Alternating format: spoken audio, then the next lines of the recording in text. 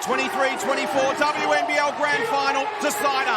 Southside and Perth for the championship. And away we go.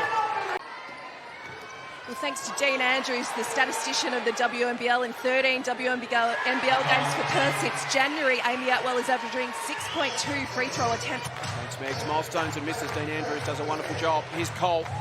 Gets rid of Atwell. Sets her feet and pulls the trigger. Swish! Team out of any sort of rhythm. Cole takes her time to bring it up the floor. Works with Russell. Gets to a position. Won't drop. Off hands. Away comes Goodchild. Haven't been able to get fast break points as yet. Miller does there. Down she goes and drains it. That's their style. Get out and run. You've got the green light from your coach to pull up and shoot a transition. Got it to Maley. It's all about speed versus control here. Maley pulls out. Potter will shoot the three and make the three. Arrest the momentum. And a lot of timeouts called by... She knows she can get that mid-range shot. She went towards the hoop. McDonald went to Goodchild, who has a heat check. Oh, and you know what? I like that. Rocci now backs out. Chipatoni has the job. Rocci from long range. It's a three-point party right now for both teams. Goodchild's made a couple. Atwell knocked away by Mitchell. Picked off by Cole. And slapped away by Chipatoni. 3 great defensive efforts. Unbelievable. I mean, the intensity, high-intensity defense, come up with steals, stay on the play, block the shot. And she just brings so much. She is the most experienced player with that Perth Lynx team. And every time she steps on the court, she's had an impact. Speaking of experience. Big mismatch down low. Chipatoni on Jackson. Cole thought about pulling up. They spot that mismatch graphic. And one. Took her a long time to find that. And Chipatoni just could not do anything. You see her here really working to try and get her up to the baseline. Both defenders' arms were straight up, but Mercedes Russell's just had the size. Child to clinch Hoycard, who's into the game. Chipatoni flies up by 6. So Alex says, hang on. Wow. What have you made of it in the first 8 minutes? Well, I'd have to say that, well, there's that drive from Ari McDonald that we talked about early on, and she continues her way, but she gets her teammates involved, she gets herself involved. She gets her own rebound. Ernst into the game for Southside. Dangerous shooter from any position. That's a lovely feed through to Dickey. Talk about somebody else that's had an impact coming in off the bench. Well, 3 points, but none from the field yet. There was those free throws. Lynch Hoycard. McDonald down to 7. Eri says, I'll take that. Thanks. Chance to put some scoreboard pressure on. Ernst. Russell. Back to Carly. Feeds it through to Dickey. Patient offense from the Flyers. Yes. 8 for Dickey. 7 for Mitchell. 5 each to Rocci and Jackson. Flies by 7. Mitchell makes it double figures. Mercedes Russell is anywhere near the three-point line or long 2 range. Final seconds of the shot clock. Rocci puts it on the floor, goes herself and scores. Big finish, Maddie Rocci. #1 offense in the league. So when it clicks, they're virtually unstoppable. Atwell, can she get going? That'll help. You need that. She'll feel good about that. Mitchell, who's been outstanding. Russell, likewise, inside. Dickey's got good position. Potter comes over but can't stop the shot. Everything being played at the moment on Southside's terms. What can Perth do to change the momentum of this game? First thing is make shots more difficult, so less of them drop. If they're dropping, there's nothing Perth can do. Completely differently to everyone else in the WNBL. And they come up with a few wrinkles here, or is it just about executing better? Mercedes Russell to the rack, receives the feed from Cole. What have they got in the half court that can get in a 2-game with which big? Annalie Maley, none for 6 in the first half, yet to score. Goodchild, she's got the mask off.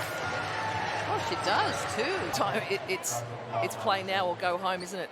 And did a great job then to suck in that foul from Leilani Mitchell. Got her arms tangled up, absorbed the physicality. Very much that casual, similar, laconic way, but very, very effective. Potter over the top. Atwell got good position. Isolation. They've gone, okay, heck. Tough finish by Cole.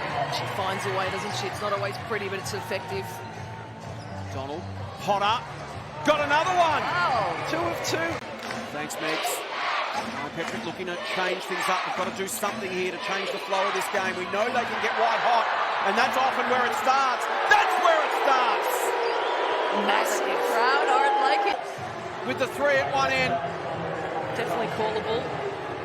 Maybe there wasn't much contact. They thought that Amy Atwell pushed Beck Cole down to create room for her shot. Jackson for the response. Caught that! You can do it. Amy Atwell suggesting it was a flop, and LJ says, no problem, I've got it. Mitchell trying to have to hold back the goat, Lauren Jackson there. Things are starting to get a bit heated. We mentioned there's been a bit simmering between these two teams. Donald takes it to the rack and one. Score a little bit more freely now. Their big players stepping up. McDonald on the rim, just what they need. Atwell with the three. Mitchell. Maddie Rachi has 3 fouls now as well, so that's something to keep an eye on. Jackson, Cole. Another veteran play!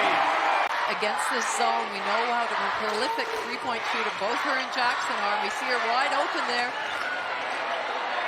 And makes it! Coach Cole, Laurie, she's it well. Some heavy work off the ball at the moment. This is getting really physical. Away comes Mitchell.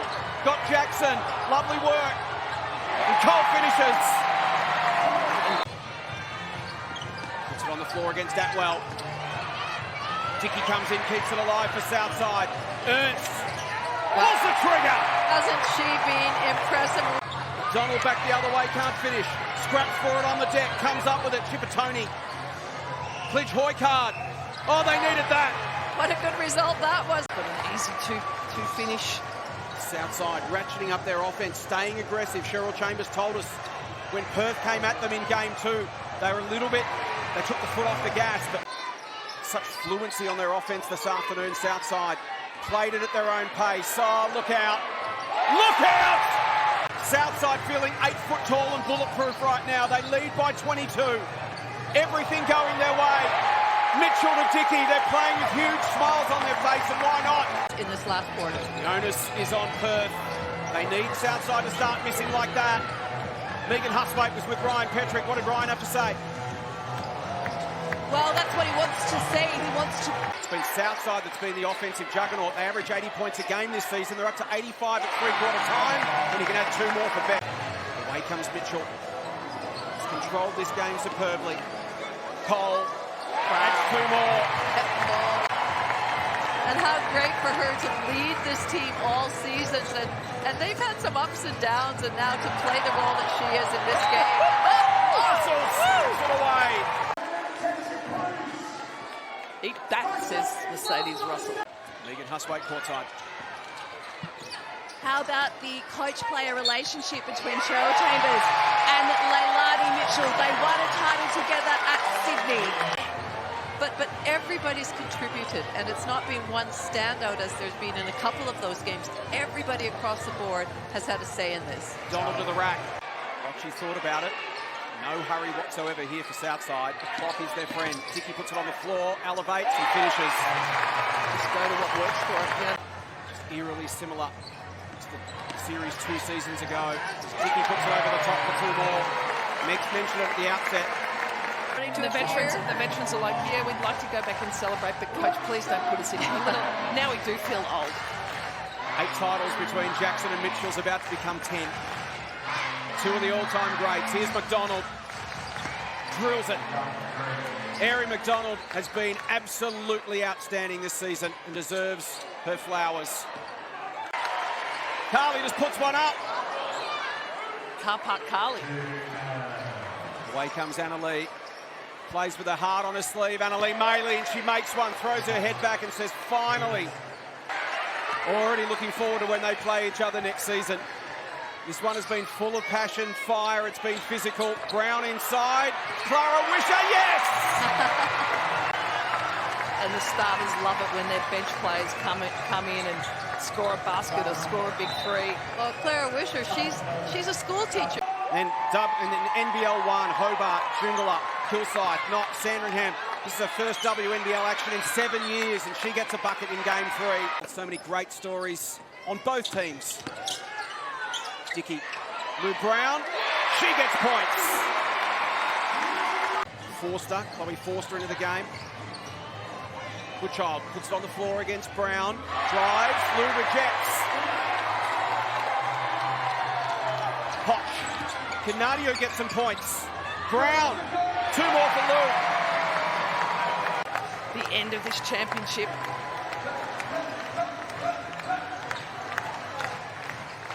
Good child. 111 points. That's a massive scoreline. Extraordinary. A team that like to play half-court basketball. They average 80 points a game. There's Clara.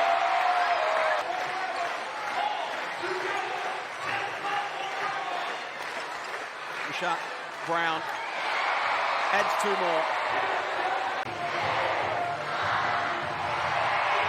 And the Southside Flyers are champions of the WNBL for the 5th time. They did it the hard way. They become the first team in WNBL history to win a semi-final game 3 and then a grand final game 3. Southside champions.